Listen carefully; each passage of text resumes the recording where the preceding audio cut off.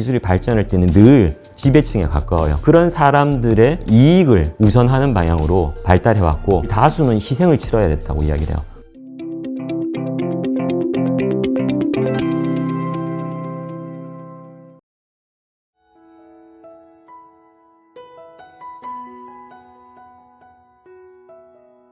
안녕하세요.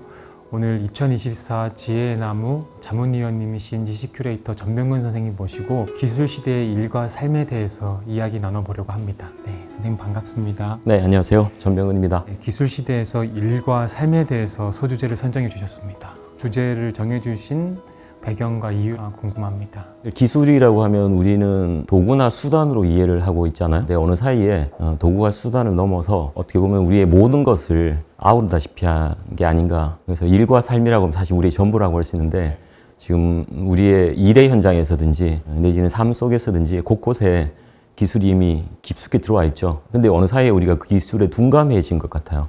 기술이 있는지 어디까지 들어와 있는지조차도 사실은 모르는 상황에서 그게 마치 우리로서는 자연스러운 것처럼 기술로부터 오히려 떠나면 부자연스러워진다던가 뭔가 문제가 있는 것처럼 느낄 정도로 이제는 기술이 우리에게는 너무나 자연스러워졌다는 것 자체가 과연 좋기만 한 건지 어떤 큰 문제가 있으면 우리가 좀 알고 뭔가 앞으로 고쳐 나갈 수 있지 않을까 하는 생각에서 일과 삶을 연결시켜 봤습니다. 기술이 거의 자연스러워졌다고 말씀하신 게 되게 인상 깊습니다. 그와 연관해서 3개의 책을 골라주셨는데요. 네, 한 권씩 좀 살펴보면 좋을 것 같습니다, 선생님.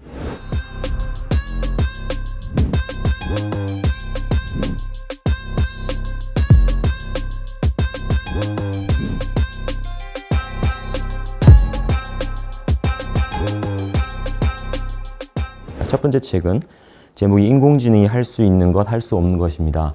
제목이 아주 쉽고 직관적인데요. 요즘 어디를 둘러보나 AI 이야기를 많이 하죠. 인공지능의 영어 약자인데요. 근데 대체로 보면 두 갈래로 나뉘는 것 같습니다. 인공지능이 우리 앞으로도 큰 문제를 해결해 줄 수 있을 거라는 기대, 희망, 어떤 낙관적인 생각이 강조되는 축이 하나 있다면 반면에 그 못지않게 두려움 같은 것도 있는 것 같아요.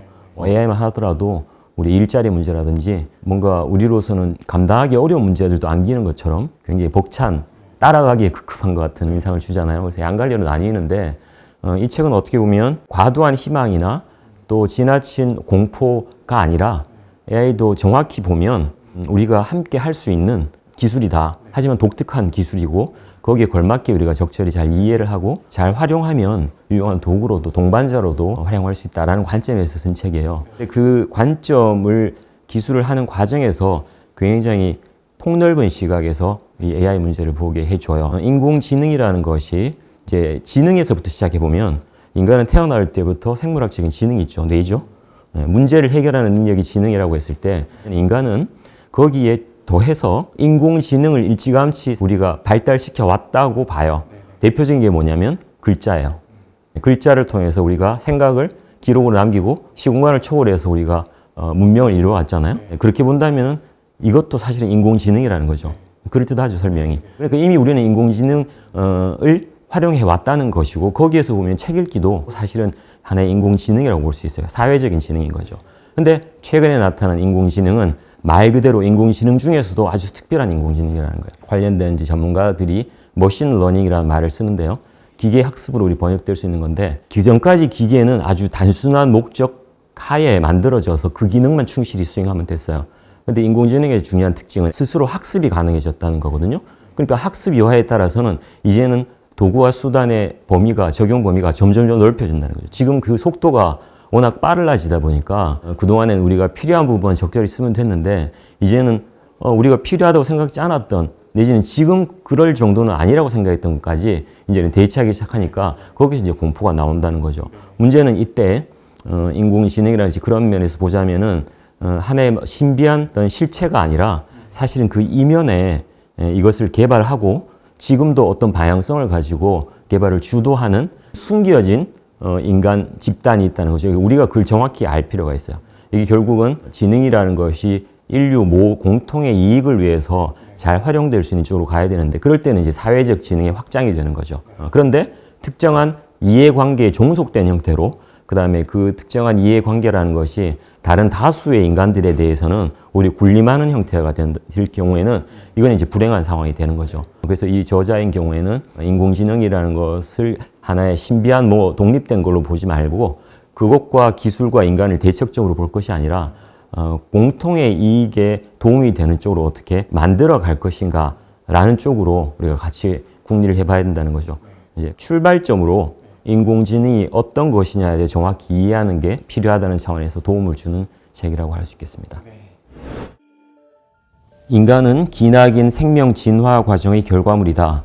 특정한 조건 하에서는 AI가 인간을 능가할 수도 있지만 여전히 인간은 AI가 가지지 못하는 특성을 가질 것이다. 그 좋은 예가 사회적 협동이다. AI가 인간을 능가할 것인가에 집중하면 AI를 과대평가하거나 과소평가하기 쉽다. 올바른 질문은 우리가 AI와 함께 무엇을 할 수 있는가이다.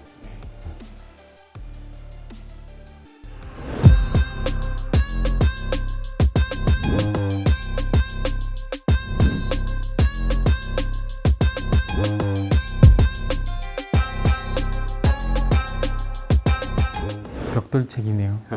권력과 진보. 좀 꽤 두꺼운 책인데요. 인류 역사의 문명 역사를 한 1000년이라고 치면 그걸 포괄한 책이에요. 그러다 보니까 책이 두꺼워졌는데 우리가 흔히 진보라고 이야기하면 기술 발전을 통해서 인류의 삶이 나아졌다라고 하는 게 진보의 어떤 정의라고 할 수 있잖아요. 그런데 이 책에서는 그동안의 그런 믿음, 진보에 대한 그리고 기술주의에 입각한 진보 개념을 정면에서 반박을 해요. 기술주의의 낙관론자들은 기술은 어쨌거나 모두를 위한 방향으로 발전해 왔다. 그런데 이 학자 두 사람이 역사적으로 쭉 추적을 해보니까 기술은 사실은 모두를 위한 방향으로 발전해 온 게 아니었다는 거예요. 그 역사적으로 보면 기술이 발전할 때는 늘 그걸 주도할 때에 특정한 어떤 지배층에 가까워요. 그런 사람들의 이익을 우선하는 방향으로 발달해 왔고 그 과정에서는 늘 다수는 희생을 치러야 됐다고 이야기를 해요. 지금 우리가 기술 혜택을 누리지 않느냐라고 반문할 수 있잖아요. 기술이 발전되고 난 다음에는 그 희생당했던 사람들의 문제를 의식한 사람들이 목소리를 내기 시작해서 연대를 하고 하나의 또 다른 저항 권력이라고 그래요. 형성해서 지배 권력에 대해서 맞섰을 때에 희생당했던 걸 되찾았기 때문에 마치 우리가 지나놓고 보면 기술이 원래부터 모두를 위한 것처럼 보였다는 거예요. 이 저자의 문제의식은 과거에만 그치는 게 아니라 오늘날에도 지금 기술의 그 힘이 크면 클수록 그 격차는 더 커질 수 있다는 거예요. 실제로 그렇거든요. 고대 때보다도 근대 산업혁명 때에 소수의 이익을 위한 것과 그다음 다수가 희생을 겪고 있다는 격차가 더 극심했단 말이죠. 근데 지금도 사실은 공장이 눈에 보이지 않는다 그래서 없는 게 아니에요. 우리 눈에 보이진 않지만 다른 형태로 많은 사람들이 여전히 희생의 형식으로 그 대가를 치르고 있는 게 현실이란 말이에요. 그걸 우리는 잘 몰라요. 그리고 앞으로 아마 더 그럴 가능성이 크다고 이야기를 해요. 저 일자리의 어떤 성격이 바뀐다든가 그리고 그 다음에는 인간이 해야 될 것, 의미 있는 활동 자체도 과연 뭐가 남아있을지에 대해서 우리가 더 고민을 해야 되는데 문제는 앞으로의 기술 발전도 기술이 알아서 잘 되겠지라고 이야기하면은 또 특정 권력이나 이해관계가 더 고착화되는, 더 강화가 되는 방향으로 지금 가고 있다라고 경고를 해요. 그걸 바로잡기 위해서는 관련되는 대개는 거기에 배제된 이해관계 사람들이 거기에 맞서는 어떤 연대를 통해서 권력을 형성해서 정책 개발이라든가 거기에 기술을 주도하는 사람들에 대해서도 어떤 견제랄까요? 투명성을 확보하는 과정에서 노력이 필요하다고 이야기를 하죠. 그래야 진정한 모두를 위한 기술이 될 수 있고 그럴 때 우리가 진보라고 부를 수 있다고 하는 거죠. 오늘날의 진보는 또다시 소수의 기업가와 투자자만 부유하게 하고 있으며 나머지 대부분의 사람들은 역량과 권한을 박탈당하고 이득은 거의 얻지 못하고 있다. 테크놀로지에 대해 더 포용적인 새 비전이 생겨날 수 있으려면 사회의 권력 기반이 달라져야 한다. 19세기에도 그랬듯이 통념에 맞설 수 있는 조직과 반론이 있어야 한다.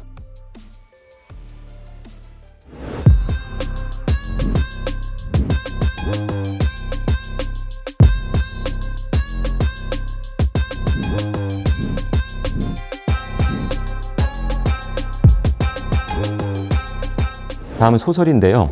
가지오 이시구로라고 해서 노벨상을 받은 일본계 영국 작가죠. 이 작가도 AI 문제를 다뤘는데 아주 독특해요. 근데 여기 주인공이 사실은 인공지능 로봇인데요. AI라고 부르지 않고 AF라고 불러요.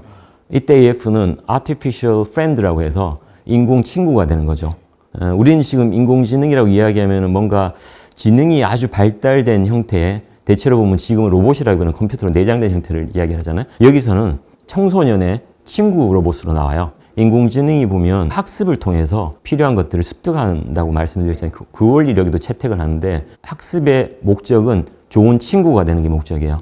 로봇의 이름이 그중에 하나가 클라라인데, 이 클라라가 진열장에 팔리기 전에 쇼윈도 너머에서 내다보기 시작하면서 세상을 배우는데 중요한 학습 대상 중에 하나가 태양이에요. 제목이 그래서 클라라와 태양인데, 묘하죠. 사람이 주인공이 아니라 로봇이 주인공인 것도 아주 묘한데, 인공 친구라는 이 클라라를 통해서 AI가 공포스러운 이런 문제가 아니라 인간이 지금 어떤 상황에 있는가를 돌아보게 해요. 이 시대 자체도 굉장히 초경쟁 사회예요. 또 경제력에 따라서 아이에게 교육을 얼마나 시키느냐에 학부모들이 다 몰두해 있는 상황이죠. 그러다 보니까 친구하고 놀 시간이 없어요. 친구가 없으니까 이걸 또 인공적으로 기술로 해결하려고 들어요. 그러면서 등장하는 게 경제력에 따라 또 좋은 제품을 사요. AF를 사는 거죠. 그 클라라가 팔려가는데, 거기서 인간, 그 소녀와 만나면서 이 당시에 기술이 생명공학을 통해서 복제가 가능한 어떤 수준에 와 있거든요. 이 당시에 청소년들은 능력을 이렇게 증강시키기 위한 시술을 받는데, 그 시술을 받는 과정에서 부작용으로 불치병에 걸리기도 하고 심지어 사망하기까지 해요. 그 주인공도 그런 우려가 있어서 엄마가 이 아이가 만일에 잘못될 경우에 아이와 똑같은 대체물을 이 클라라는 AF로 이식하려고 하는, 오늘날 기술에서 많이 이야기되는 인간의 의식을 과연 업로드 할 수 있는가, 이런 문제 같은 것들이 쟁점으로 등장을 해요. 근데 여기서는 이제 나중에 가보면은 기술적으로 봤을 때는 인간이 얼마나 복제 가능한가, 특히 신체는 가능하다고 하더라도 이 의식은 어떻게 가능한가, 이런 문제가 등장을 하는데, 나중에 클라라가 자기가 학습을 통해서 깨우침처럼 전달을 해요. 제가 이 구절은 한번 인용해서 그대로 읽어 드리려고 합니다. 가팔디시는 조시안에 제가 계속 이어갈 수 없는 특별한 건 없다고 생각했어요. 어머니에게 계속 찾고 찾아봤지만 그런 것은 없더라고 말했어요. 하지만 저는 가팔디시가 잘못된 곳을 찾았다고 생각해요. 아주 특별한 무언가가 분명히 있지만 조시 안에 있는 것이 아니었어요. 조시를 사랑하는 사람들 안에 있었어요. 예전에 부다 로봇 같은 영화가 하나 있었는데요. 여기 있었죠. 옴니버스 형식으로 되어 있는 그 기억이 나네요. 예, 설정이 재밌어요. 왜냐하면 기계 학습을 통해서 실제로 인공지능이 점점점 똑똑해질 거란 말이에요. 그래서 우리가 아무리 그려봐야 인간보다 뛰어나지 않을 거라고 이야기했던 것이 지금 점점 의심을 받고 있잖아요. 네. 특히 특정 분야에서는 이미 앞지른 게 많아요. 데이터가 축적이 되고 연산 속도가 빨라질 경우에 사람보다도 우리가 흔히 이야기하는 인문학적인 깨달음에 있어서도 기계가 뭔가 얻어낼 수도 있지 않을까. 그게 인간이 알고 있는 게 종합이라고 하더라도 여느 사람들이 봤을 때는 교훈이 될 수 있는 때가 올지도 몰라요, 사실은. 철학자 로봇이 등장하는 거죠, 일종의. 철학하는 로봇. 네, 근데 반면에 인간은 철학을 안 하죠. 생각을 안 하죠. 그러니까 이게 역전관계가 사실은 우리가 조심해야 될 부분이겠죠. 올해의 책으로 화씨 451을 선정해 주셨는데 네, 이거 궁금합니다. 예, 아주 오래전 소설인데요. 출간된 게 미국에서 1953년이거든요. 뭐 반세기도 훨씬 전에 나온 책인데, 지금 우리 어떤 주변의 모습을 너무 생생하게 보여주는 것 같은 인상을 받았거든요. 이 레이 브래드버리라는 SF 작가예요. 이 분야에서는 아주 유명한 고전적인 작가인데, 이 작가가 집필할 무렵에 텔레비전이죠. 큰 스크린이 이제 대중적으로 많이 구비를 하는 그런 시대였던 것 같아요. 근데 여기 상황을 보면은 사람들이 집에 가면 벽면이 스크린으로 되어 있어요, 온통. 그 스크린 상면이 너무 생생해요. 그 온갖 재미있는 오락거리, 거기 등장한 사람들이 늘 나를 즐겁게 해줘. 거기에 빠져 있다 보니까 주변에 가족들하고는 대화가 없어요. 그러니까 사람들이 주변 사람들하고 대화라든가 책 같은 것들을 멀리하게 돼요. 책은 읽게 되면 자기가 머리를 생각을 해야 되잖아요. 꺼리게 돼요. 그리고 또 하나 재밌는 게 주인공이 소방수로 나와요. 영어로 파이어맨이어서 말 그대로 불을 끄는 사람이잖아요. 근데 반대로 이 미래 상황에서는 불을 끄는 게 아니라 책을 태워요.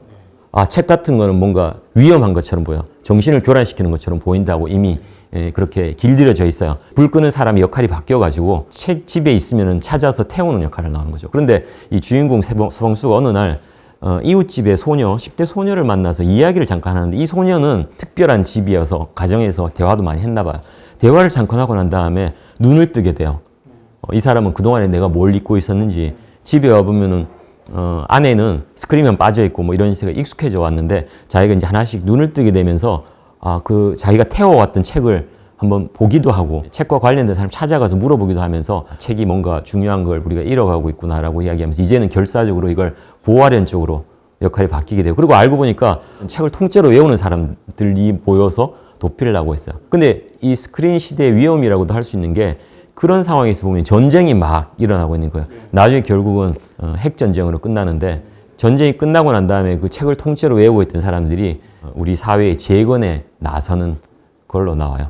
근데 이제 중간에 책을 불태우려는 소방서장과 어떤 논쟁이라든가 이런 걸 통해서 책이 도대체 어떤 의미가 있는지 그리고 책이 과연 필요한지에 대해서 질문을 던지거든요.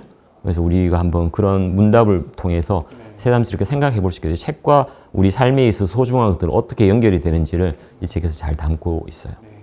네, 오늘 2024 지혜의 나무 기술시대의 일과 삶에 대해서 지식 큐레이터 전병윤 선생님과 아주 풍요로운 내용들을 함께 나눌 수 있어서 감사했습니다. 네, 감사합니다. 감사합니다.